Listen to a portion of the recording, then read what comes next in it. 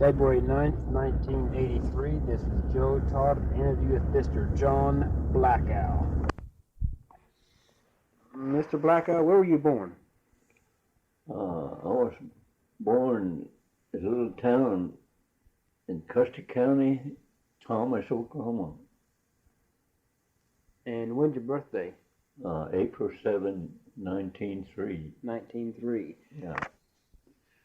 Who was your father? He just had, his Indian name was Blackow, that's all I know. Yeah. I never did know his given name or anything like that. Yeah. But his dad was that guy that signed that Medicine Lodge peace treaty, Whitehorse. Yeah. That was his dad. He was a Southern chief, you know. And but that Whitehorse had 4 sons, and only one of the 4 sons took his name, Whitehorse. But these other 3 took their Indian names, like my dad, Black Owl, and this other one, Red Lakes, and this other one, Meat. They all took their Indian names, but only one took his Whitehorse. That was my dad's dad, see. And his, I think he's deceased now, but he's got a boy living at Sealand, Harry Whitehorse. He's still living, and he's supposed to be half brother, right? Yeah, but yet we're Indian way, we're brothers, see. And why my dad took his Indian name, Black Owl, and all my family are Black Owls, see. I got 4 sons, no, 2 sons and 2 daughters. I just got 4 children. How did your father get the name Black Owl? Well, that is beyond me. I'd have to ask somebody older than me to find out why they call him Black Owl for. Only translation is it's reverse owl black, see. In English it's black owl, see. They just put the black in front of the owl, see. Who was your mother? Her name, well, I never did know her English name, see. A lot of these Indians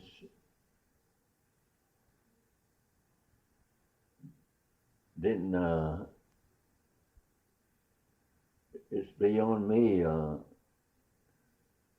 but her Indian name was White Cow.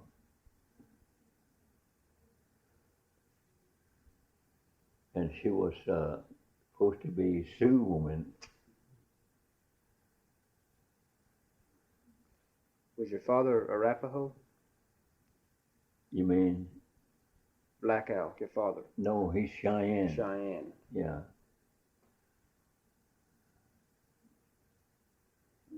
We're Cheyenne, see. Okay. Was your father born in Oklahoma? Yes. Was your mother born here, or was she from Dakota? She's from South Dakota. Dakota. How did your parents meet? Well, that I couldn't, that I wouldn't know.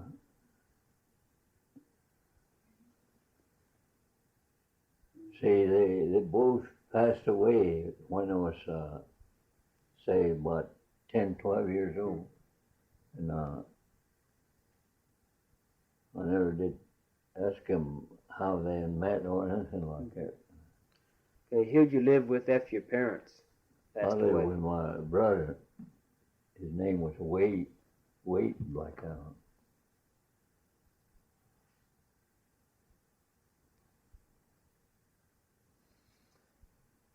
Was your grandfather related to the White Horse down at Fort Sill? Yeah, that chief, they got his picture down there. Mm-hmm. I had his picture, but the size of that. Mm-hmm. And that General Brown had me down there in '69, and kind of he's my grandpa, that White Horse, and they got his picture down there. Did you know him, Chief Whitehorse? Never got to know him. Never got to know him. And this General Brown gave me a medal. I got it in my room. It's chief medal, you know. Mm-hmm. See, I'm a chief. For the Cheyennes? Cheyenne chief, yeah. I became a chief in 53, I think. Okay. How do you become a chief? Well, they studied my character a long time, and they finally made me a chief. Okay, who studied your character and everything? Oh, the old elders, you know. The elders of the tribe? Yeah, elders in the tribe. And I guess I qualified, and I've been chief ever since.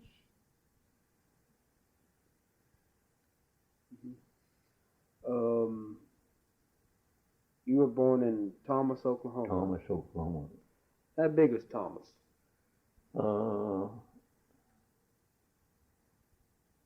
It's just a small town, not like Gary, Oklahoma. Something like Gary, Oklahoma, I think. It's, you know where Weatherford is? Yeah. It's the next town north. Okay. Mm-hmm.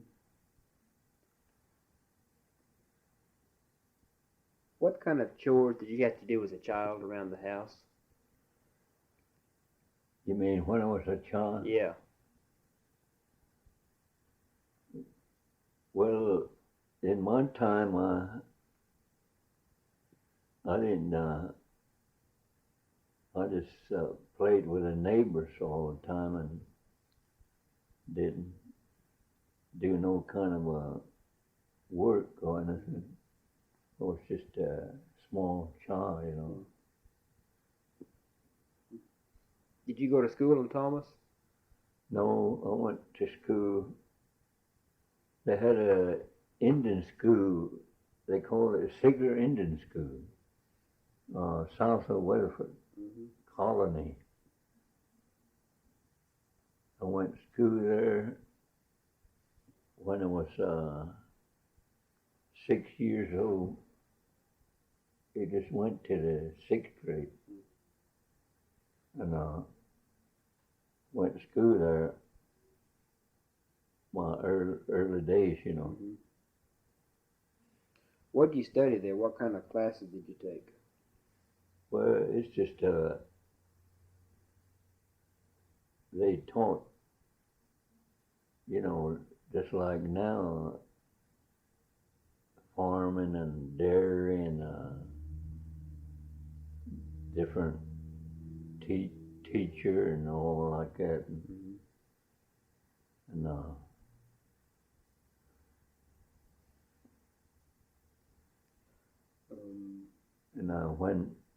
when I finished there, I went to Weatherford High School,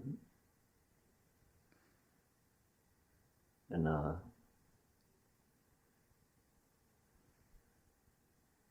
that's a public school, you know. Who was head of the Seger Indian School when you were there? Mr. Seger. Mr. Seger? Yeah. What was he like? He was a short-built man, and I think they call him John Seger, but I'm not for sure. I think that was his given name. He was a nice guy. Mm-hmm. Did they teach you anything about your Indian heritage there? Well, not at that time, I don't think. They might have in some classes, you know, but I don't think they. See, where Archie, he's my nephew, that's my brother's boy, where he took up that art, I couldn't say. He took it somewhere. He was a good artist, you know. Is he still around, Archie? He lives at Washita, west of Anadarko. Today, he's got a home there. It's a little bitty town west of Anadarko. I say about 8-9 miles west. They call it Washita. Yeah. And he's got a home there.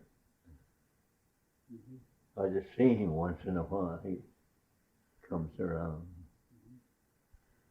Did your brothers or any of your parents or anyone tell you any stories about the Cheyennes? The old stories?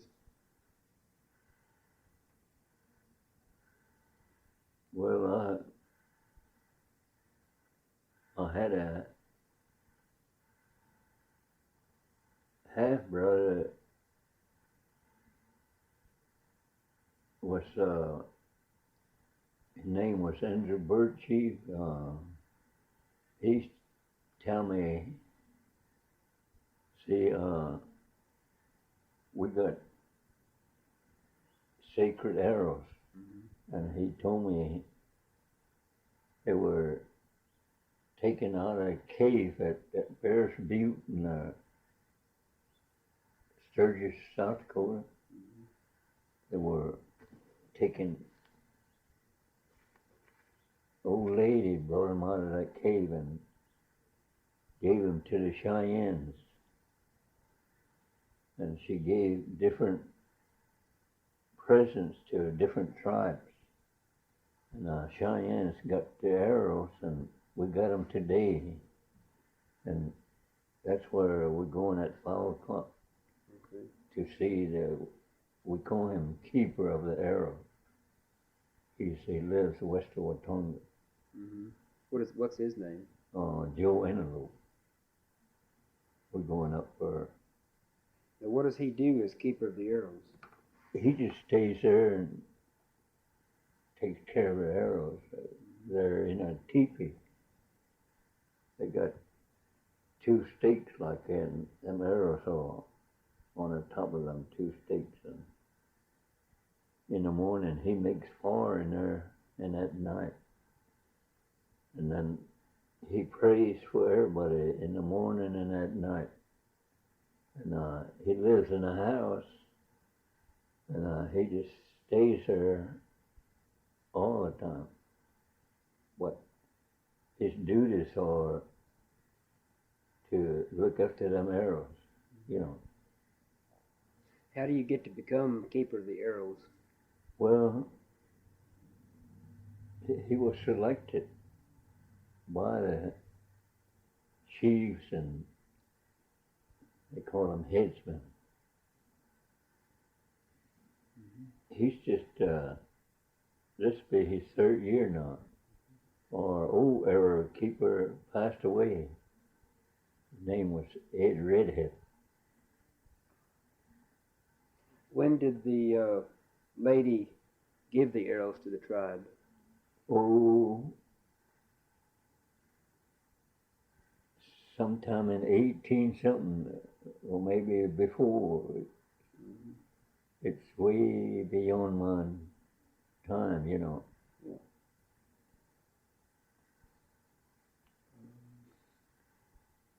You don't have to put this down, but I'm just going to tell you. 16th, we're going to go to Lincoln, Nebraska, and we're going to testify 17th. See, the state of South Dakota wants to Bears Butte, but long ago it belonged to the Cheyennes. That's where they were originated, see. And we're going over to court over that. The South Dakota, they wanted to take it over, but we don't want them. That's our place of worship. People go up there anytime it's a mountain. You probably hear about it, Bears Butte. And they go up there, worship, and we don't want to lose it. I can understand that. Because the Washington gave us 120 acres on the west side, and Northern Cheyennes got on the north side. And that's why we don't want the state of South Dakota to try to take it over. Yeah. But it's going to be a fight. How often do you go to Bears Butte? Well, we try to go every once a year.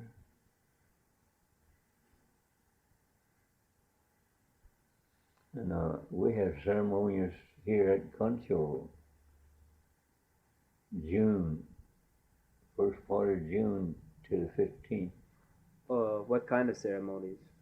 It's they have this era renew, they call it. And then when they get through with that, they have that Sundance, they call it. Have you been to the Sundance? Yeah. How do you renew the arrows? What is that? Well, we just go in there and we burn sweetgrass, they call, and they open them arrows and they just purify them, you know, for 4 days. We're in there for 4 days, and we do that every year. We used to do it at Watonga, but the guy owned this land. He sold the land. So this will be our second year here at Concho. We had to move it. That's our tribal land up here, you know. We had to move it up here. What kind of ceremonies do you have at Bears Butte? It's really not a ceremony. It's just a place for, they go and pray for all the people, and they give offerings, you know. And they go without food for about 4 days. They're up in that mountain, see. And any tribe is welcome to go up there, but it's usually Cheyennes from here in Montana, and possibly the Sioux. We don't know what they live right there. See.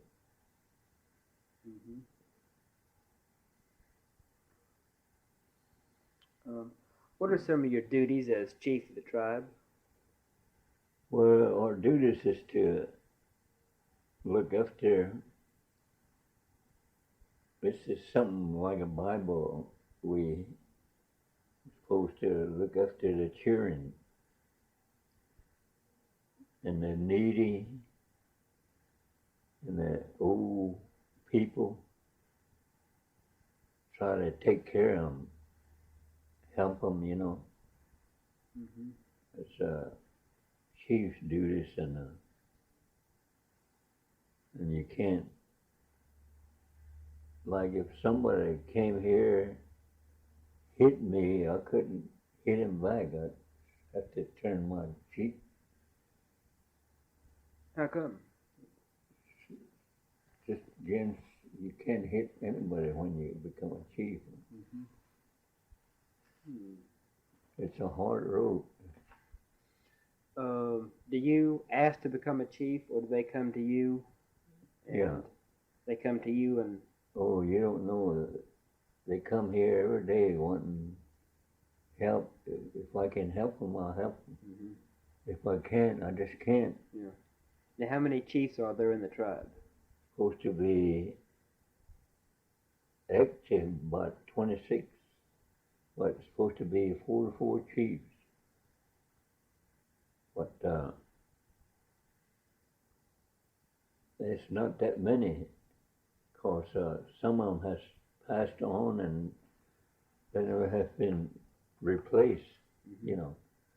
And we figured that out. That's about 26 today. That's active, you know. Now, how do you replace a chief? How Well, do you select someone to replace him? yeah, he has to. It's just like getting a good job. You have to they study your character and your qualifications and all like that. And if they pass on you, well, you become a chief. But if you drink and like that, you can't be a chief. Mm-hmm. You got to do without drinking, see. Mm-hmm.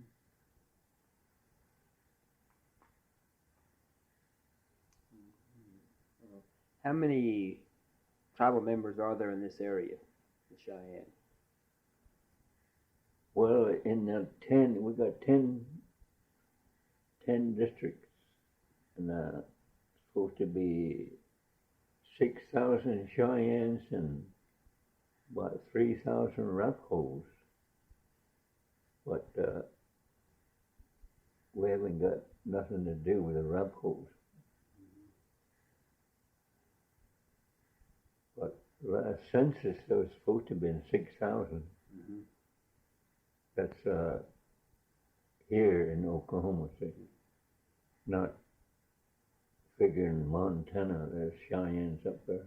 How many are in Montana? Well, that's what I couldn't tell you. Mm-hmm. Do you have any?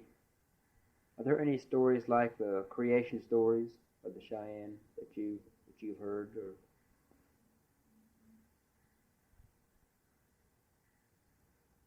Well, I'm not. See, I work all the time, and I'm not much of a trying to listen to somebody tell stories and like that. But there's an old lady up here, Lawndale.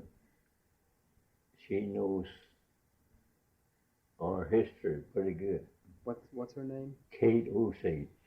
Kate Osage. Yeah, you might see her sometime. Does she live here in El Reno? No, Lawndale. Lawndale. Yeah, it's east of north. Well, say north of Canton or northeast of Canton. Just a little old town.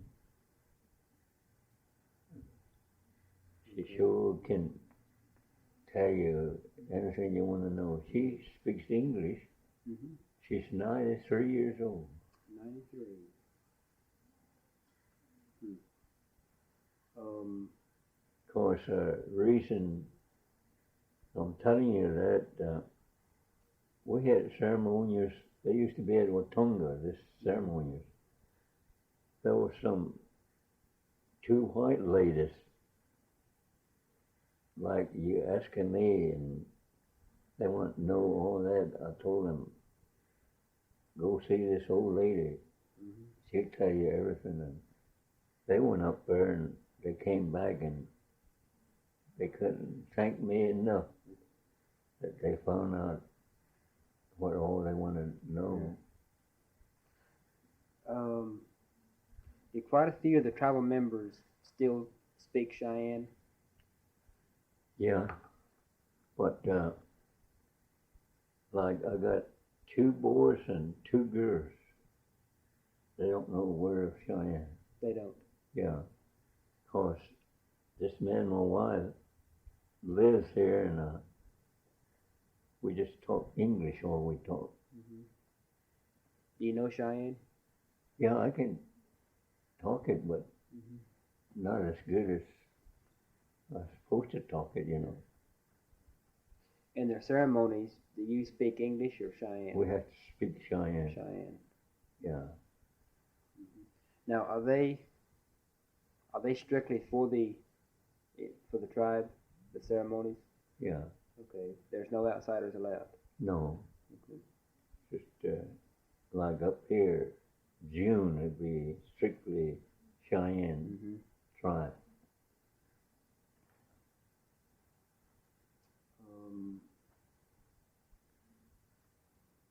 Have you ever met John Moore?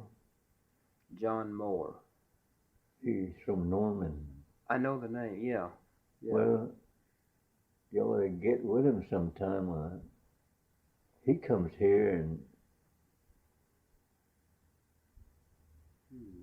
we talk together, and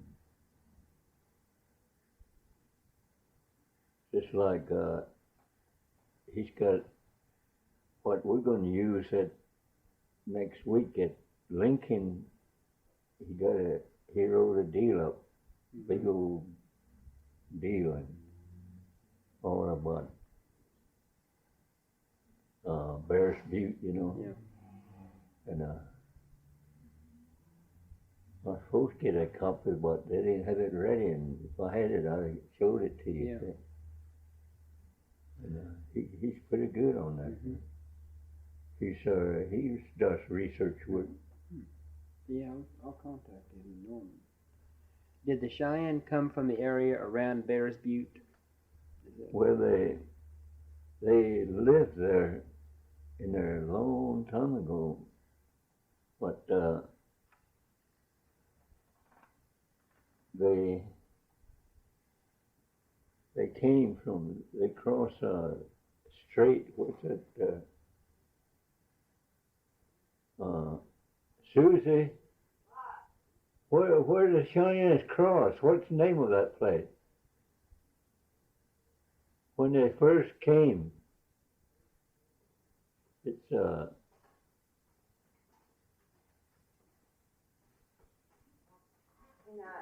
you know, when the Cheyennes first come, they cross some kind of a strait, or what you call it?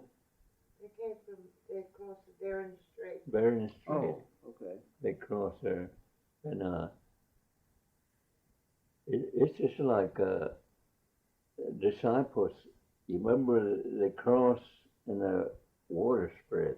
Mm-hmm. Well, that's where when the Cheyennes crossed, that water spread like The water parted. yeah, and they came across. Mm-hmm. And they lived around Black Hills there, biggest part of their life. And then some came south and some stayed up in Montana. Mm-hmm. When did they come south? Oh, let's see, that's 17 or maybe 18 something. Maybe 17. It's way back there. It's beyond. I'm too young to, you know, know. But They have these stories just down like this. Yeah. but I was telling them That- what you really That Kate Osage? would know. Kate, Kate Osage is the she'd best tell one. you, Yeah. or John Moore, he comes here. John, he goes all over. Mm-hmm. And he's got students there. They do research work. He even sends some to Montana, and he had a bunch, Bears Butte. See, we're fighting for it. The South Dakota state is trying to take it over. See. How come they're trying to take it? Well, Make it into make a park out of it. Or Yeah, something. I don't think they should. And, so I don't know how we're going to come out. Well, I hope you get to keep it. But we're going to go to court 17th. We're going to leave on the 16th. Mm-hmm. But I was up to complex this morning, and John's got a sick daddy, and he can't go with us. He was going with us, but he's got a scripture already tell us all about the Cheyennes.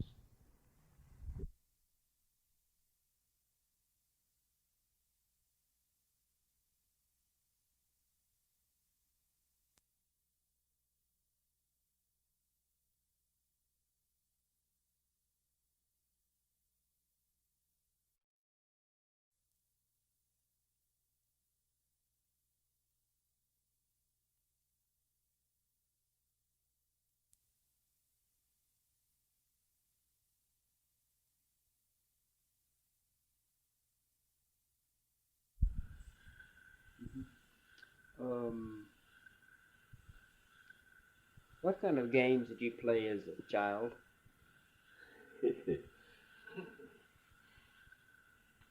Oh, I don't know.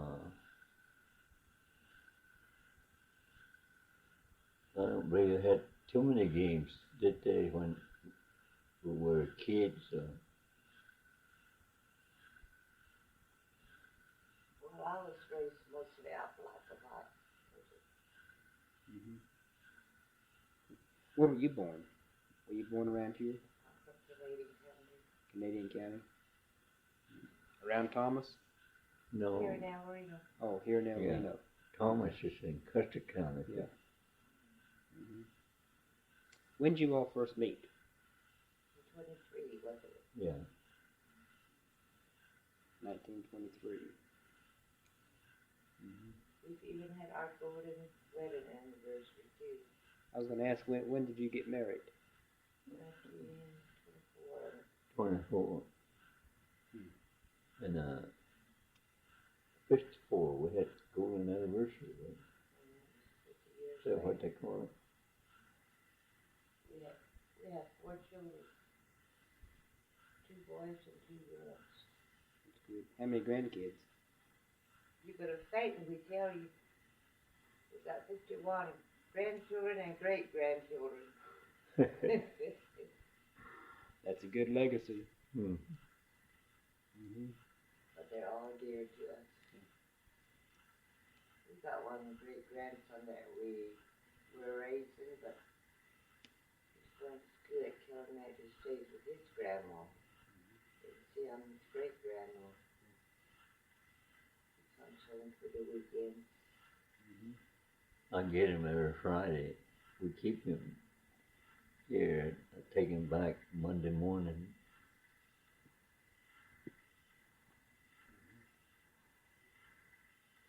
You say you have been through the Sundance?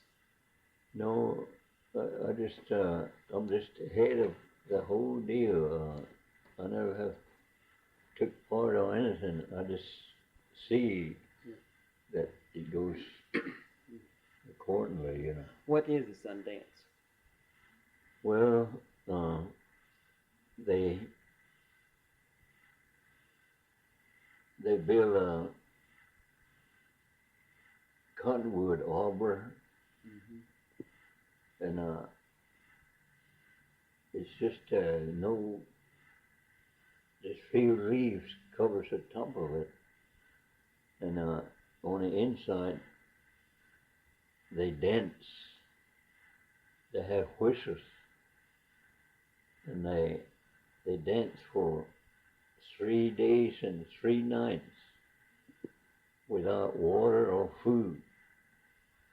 They just dance, you know,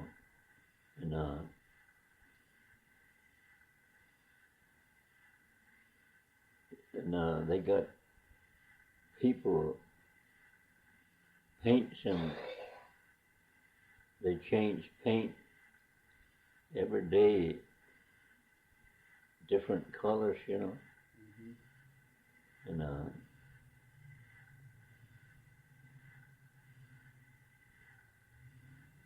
they they do that just to, it's kind of a sacrifice for somebody that's ill in a family, that they may get well or something, you know.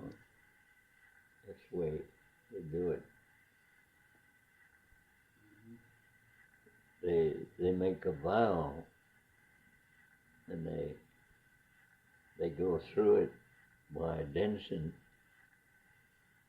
They have to do it 4 years. Fourth year where they're through. Is it held at a certain time of year, the Sundance? Well, according to the way they got it now, it's every first 2 weeks in June. See, last year it rained, and we never had it till August. But this year we got it over here on a hill, and it'll be June 1st to the 15th. Next year it'll be June 1st to the 15th. You know, continue every year. So many makes a vow to go through it. How big is the cottonwood arbor that you build? Well, it's what, 40 foot, you know, like that. It's pretty good size. According to how many it's going to take part, if they got many, they'll make it bigger. See? It's still standing It is. from last year. You can see it from that tree lane when you go to Concho. It's on the north side. Still standing there.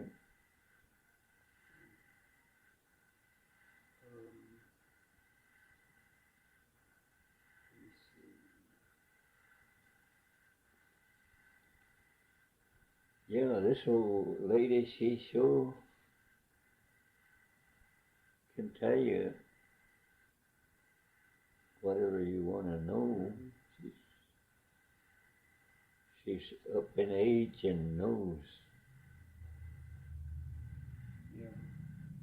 Are you a member of the any of the warrior societies? What? Are you a member of any of the warrior societies? Yeah, we got a bowstring society, and then we got a Cheyenne Warriors Society. I'm a member of both of them. What's the origin of the two societies? Well, they form them. It's a fundraising to help the people that's in need. Like some family might not have no food. They'll have a dance, and what money is made, they buy food for the family that needs the food, you know. And that's what it's a non-profit organization.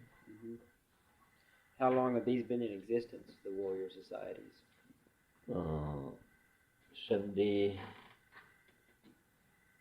78, I think. 78. Yeah. Are there any warrior societies before that? No, there wasn't. No, they're, I don't know how long this bowstring. It's been a long time. I wouldn't remember myself. This bowstring's been in existence quite a while.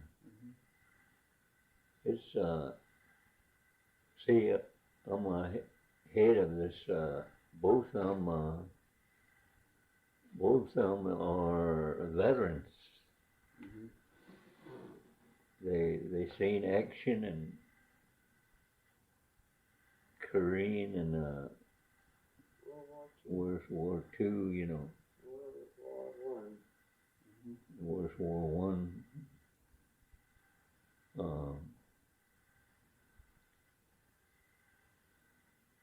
Being a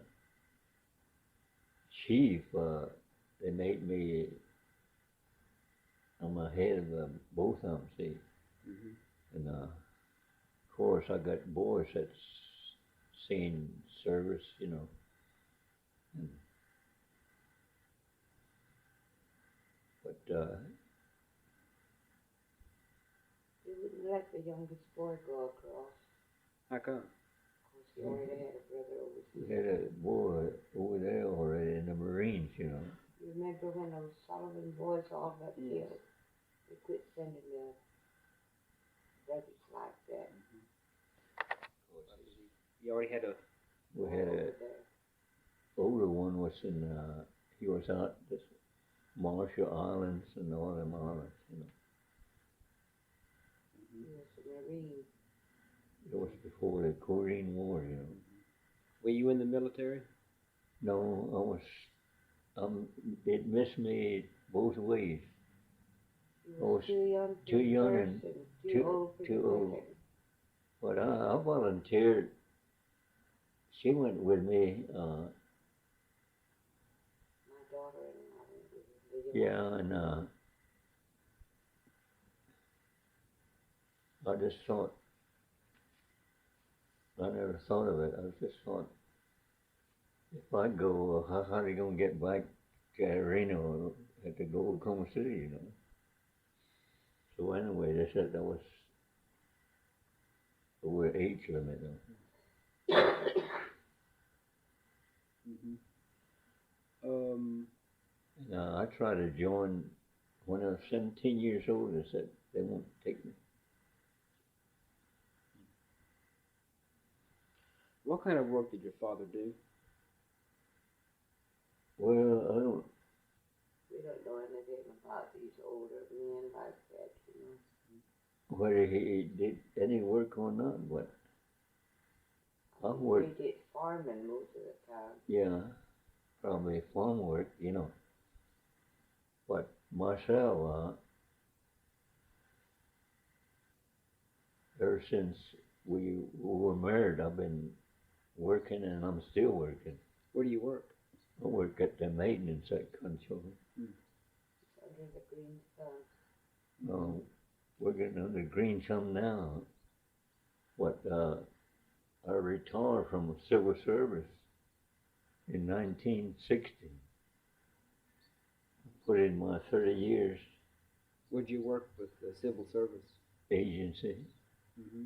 Concho agency. Are they going to keep the school open at Concho? Well, that's That's a $1 million way. $4,000 question.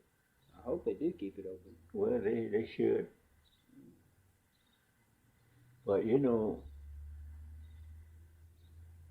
the United States made a treaty with the Cheyenne Arapahoes way back there. Treaty reads, along this river flows and the grass is green, they'll never close Concho School. That's what that treaty reads.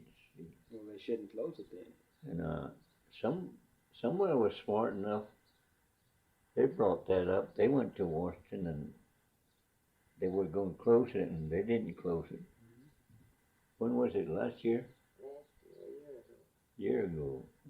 I know I was working up there, and just like that, they got a telegram from Washington saying to close the school immediately. Well, we got the kids already and sent them home. But they opened it up that fall. You know, there's a lot of these little Indian kids needs to. That's the only home they got. Mm-hmm.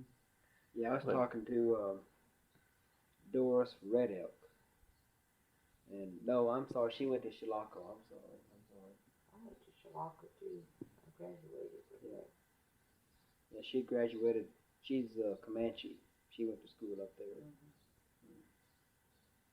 I graduated from there in 23. You did. How long did you go to Chilocco? I went 5 years. 5 years. I was supposed to have just gone 4, but I just put myself back a grade behind. Mm-hmm. So I'd be up there 5 years. What class did you study at Chilocco? Oh, we just did everything in general. Did you stay? Well, it was a. Was it a boarding school? I guess it was. Yeah. Yeah, to make applications to get in there. Yeah, you lived on at the school then. We stayed at the building. Mm-hmm. What were the inside of those buildings like? At Like Chilocco? any home. You could fix them the way you wanted to. Did you have you live in a room by yourself or? They had a large living room. And did you have your own sleeping room? We had our own sleeping room. Did you have the room to yourself or did you? Oh, there was 2, 3 of us in one room. Mm-hmm.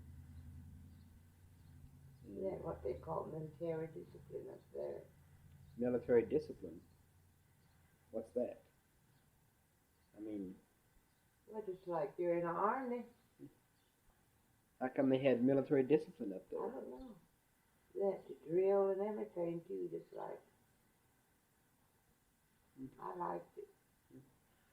Can you tell me what your average day was like? Like what time you'd get up in the morning? We'd And get up at 6. Go to breakfast at 7. Then from 8 to noon we'd go to school and we'd go back to school again at 1 and get out at 4. And then they had different kind of entertainments for us. what time would you go to bed? 9 o'clock. 9 o'clock. What were your average meals like at Chilocco? We had good meals. What'd they consist of? Well, we used to have oatmeal, toast. Of course, they used to give us coffee at that time, but now they don't give the kids coffee. Well, just of course we were older up there, you know. And we'd have regular dinner and regular supper. We used to have good meals. What was your favorite subject? I don't remember now.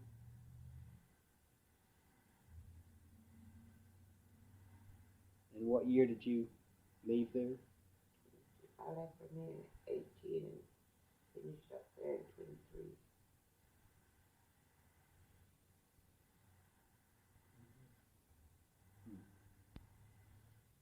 Mrs. Blackow, when were you born? I was born May 22nd, 1903, In El Reno? in Canadian County.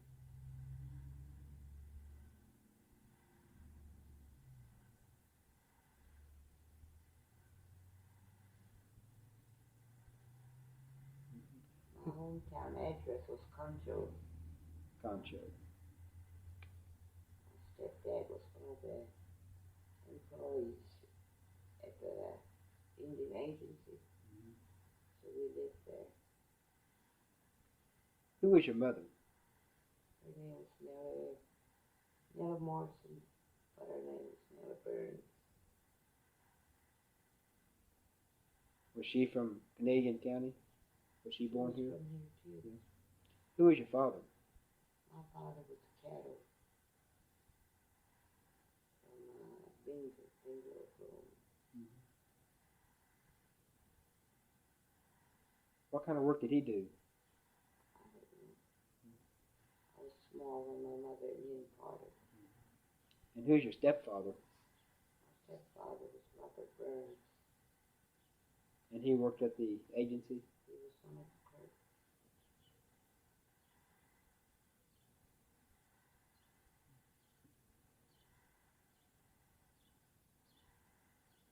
What time you went over to see Keeper of the Arrows? Well, one guy's supposed to call me, Al's supposed to call me. Been trying to make Willie get away early, I think. Well, no, but never have good days.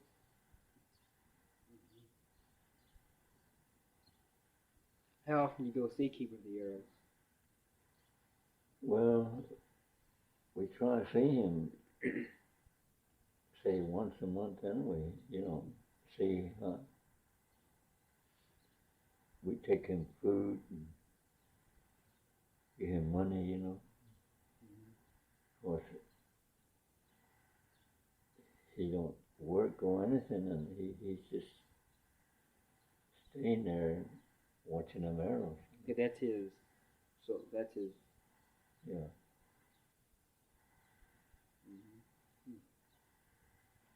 How do you choose the Keeper of the Arrows?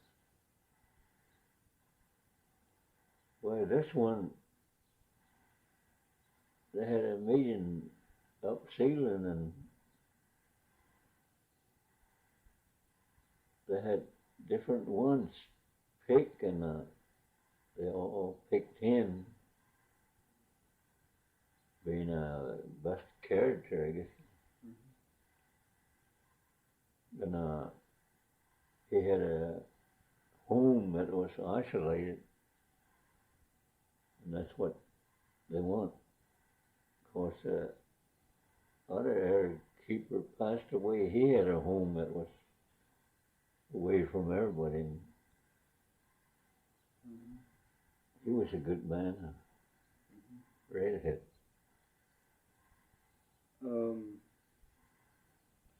Did you want to be chief? No, they're chosen. They're chosen. They come to you. Yeah. Okay. They look. One man that I heard said, "We've been looking at you for I don't know how many years." They study you, They study you and your character and everything, It's a hard road, this chief. And you became chief in 53? 53, I think that's what it was. Okay. And then you're chief for life then? Yeah, some life.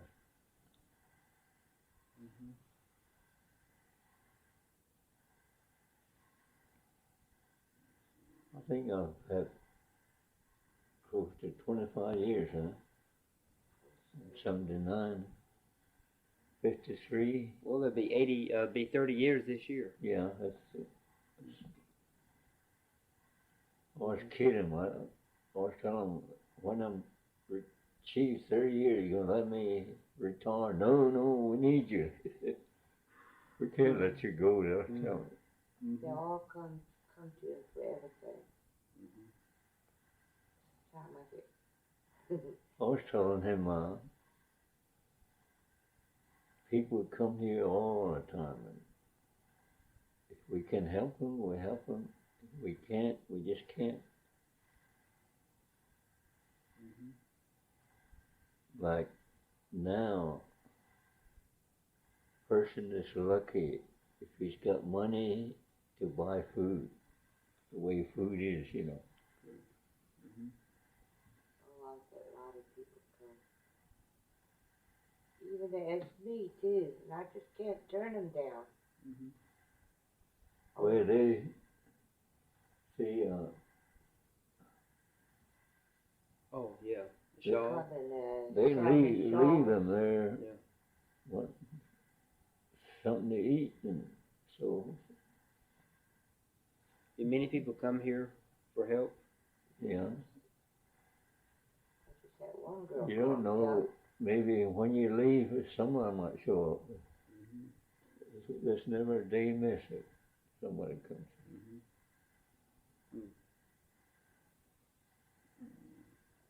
That's what I always say. If I had to do it all over, I don't believe I'd want to be a chief. And our children aren't supposed to follow his footsteps. Are not supposed to? He talks to them and tells them. No, they're supposed to. My two sons, my two daughters, I talk to them. I tell them somebody comes to your house, help them. You inherit it through me, I tell them. And they do it. We have two boys working up there at Concho. Well, the girl that works up there too, but she's a registered nurse. And our youngest girl lives at Kiowa. She's supposed to be a beautician in it. Yeah. So I think we're lucky to have our children who have that much education anyhow. Yeah, you ought to see John Moore. Tell him you're here to see me. He comes here all the time. I will. He's a nice old guy. He just got married. When was it, last year? Yeah, just be years. I don't know. Yeah. Is he Cheyenne? No, He's he's a a white white guy. Yeah. He teaches, forgot now what he teaches at OU. That's where I went to school, at OU. Yeah. Yeah, I'll give him a call. I'll look him up. Yeah, he's listed on it. And then Kate Osage lives in Lawndale. Lawndale. Over by Canton. You know, she was on TV one time, and we went to one of these benefit dances they call. She got her plate and stuff. You should see all the little kids run up to her. Grandma, let me carry your plate. Let me carry your cup, or something. Yeah. Said she's our TV star. She's old, isn't she? You say she's 93? 93. And her husband, 96 years old. I guess he got all right. He had pneumonia. Don. But he got over it. Well, anything else I should ask you?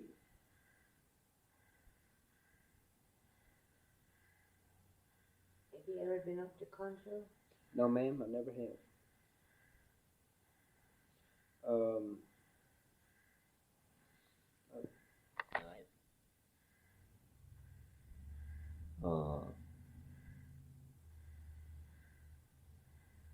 Bowstring is having a dance Friday night, and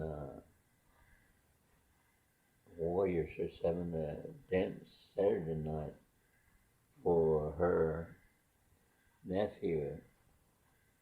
They honored him, right? Tommy. He's been to Illinois. He's been living up in Illinois. And he's back home, and they want to honor him, see. Where will the dance be held? In the Concho Gym. It's right there. You can't miss it. It's right. Is it, you say Saturday night? Saturday or both nights, Friday or Saturday. Both nights. Yeah. And they serve supper both nights, 6 o'clock. They have good meals. Huh? I said they have good meals. Oh, yeah. One time they don't cost anything. It's free meal. One time we had a benefit dance here in El Reno at the Coliseum. There was a white guy come through. And just so happened I wanted to kind of be a little different. I cooked a big old pot of pinto beans. You know, he came up 3 times. Can I have some more beans? Sure, I said, you're welcome to them if you like them. Oh, he said, I love beans. A lot of white people's catching on. They get a free meal. They come, they eat and like that. Well, can people make donations? Oh, yeah, you can donate if you want to donate. It's just up with you, Oh, change the subject. You know, when I took Wilma to Oklahoma City, took my granddaughter the other day to the city, Mm-hmm. we just happened to go by where they feed the people. And golly, y'all see them people. I don't know how many of them. Hmm. They feed them, you know. And Wilma said, I forgot now who it was. She said, Grandpa, you mean to tell me that guy, they feeding him or something like that? She knew somebody. Yeah. You mean he's asking for food too or something like that? You know, I guess he didn't need it, what she meant. Yeah. It's for, Well, it's for it's for the needy, right? Right. You know, the ones that's just down and, you know, can't get nothing. That's what they feed them. Yeah, she hollered, Grandpa. Mm-hmm. she's a bus driver. She is Bus driver and teacher's aide, isn't she? Yeah. in Oklahoma City. Here. Oh, Oh, here. El Reno. Yeah. Mm-hmm. Most of our grandchildren work. Mm-hmm.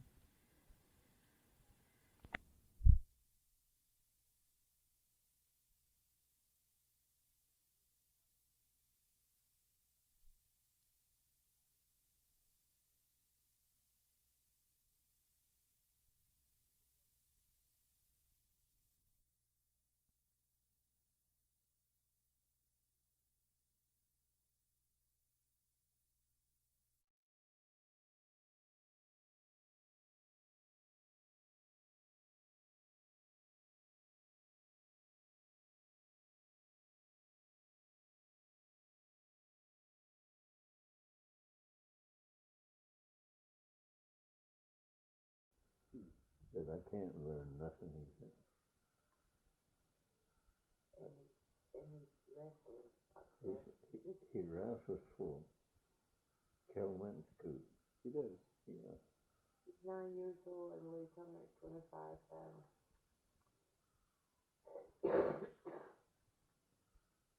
Hmm.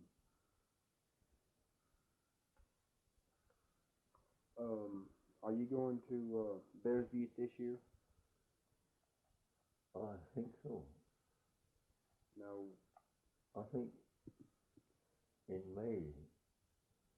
Okay, is that when the ceremonies are up there? Well, May? they say they want to get warmer. We went up, we couldn't get to Bears Beat. We went up last year. Forgot now what month it was. It's cold. We made it to Rapid City, but when we got through with the meeting, when we went out, the snow was what that did. Hmm. So we gave up. Yeah. Cause that place is way west of there and north. Out from the Black Hills? Yeah, we couldn't. We figured we'll never make it, you know. Yeah. Was there much um is that Bears Beat around the area where the Sioux Indians Yeah. claim as their homeland? Yeah, it's Sturgis. There's a town called Sturgis, and Bears Beat is north and east of there. Mm-hmm. And Black Hills is west, a little further west. Yeah. Next mountains, I think. I tell you, ever since we were little, that's all we used to hear. Black Hills in it. Well, see, like this old lady I told you about, she said Cheyenne lives around Bears Beat, and Black Hills. I met a Sioux. My granddaughter used to work at Bismarck, North Dakota. This one living here now, and they had a powwow up there, and I was sitting there. One old Sioux man, he come sit by me. He said, "I'm 90 years old." He said. He asked me what tribe I was. I told him I'm Cheyenne. He said, "I want to tell you, Cheyennes, long ago, they owned Bear's Butte." He said, "You know, they live there, roam there, you know." Later on, someone went Montana and some came down here.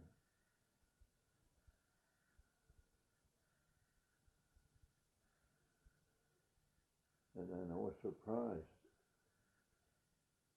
Last year, when we went up there, we were all waiting around, and one of them Indians, he come up to me. He started rattling Cheyenne off to me, you know, my language. I looked at him and I told him, "Where you live?" He said, "Over here, a little ways south." He said, "We live down there. We're Cheyennes." He said, "Supposed to be Sioux country, you know, pinery." He said, we live there. We still live there. I don't know how long we live there. But he said, "I'm Cheyenne, just like you," he told me. Is there, of course I know the Sioux and the Crow are traditional enemies. Yeah.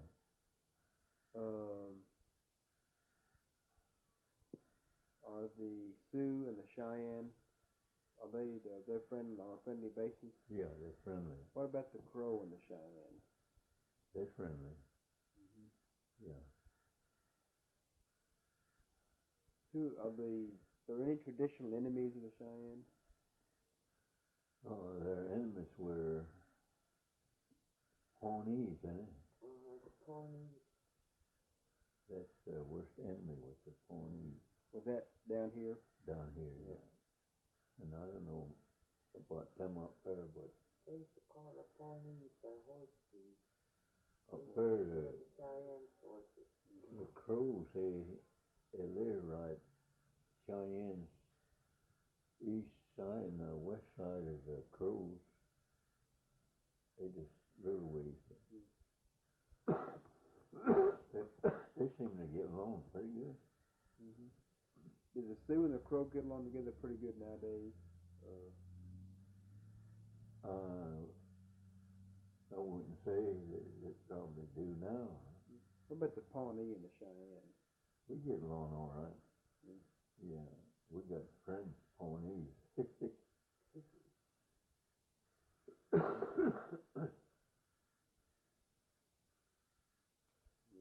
I think we have a pretty good interview.